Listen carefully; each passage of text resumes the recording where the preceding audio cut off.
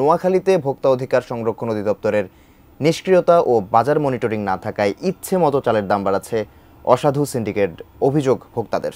বিস্তারিত জানাতে নোয়াখালী জেলা শহর মাইজদি পৌর বাজার থেকে সরাসরি যুক্ত হচ্ছেন প্রতিনিধি ফয়জুল ইসলাম জাহান।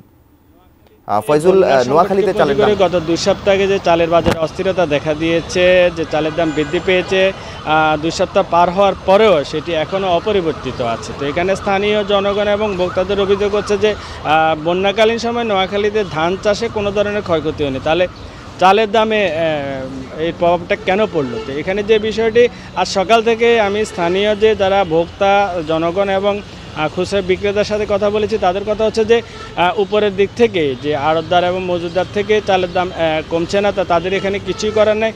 যে বিষয়টি যে বন্যার পূর্ব সময় এখানে নোয়াখালীতে মোটা চাল গুটি সোনা যে চালগুলো সেটি 2500 টাকা 50 কেজির একটি বস্তার দাম ছিল, সেটি এখন 2750 টাকা। 65% পর্যন্ত বিদ্যুৎ বিল সাশ্রয় করে আপনাকে রাখে প্রশান্তিতে। ওয়ালটন ফ্যান হাওয়া বদলে দেয়।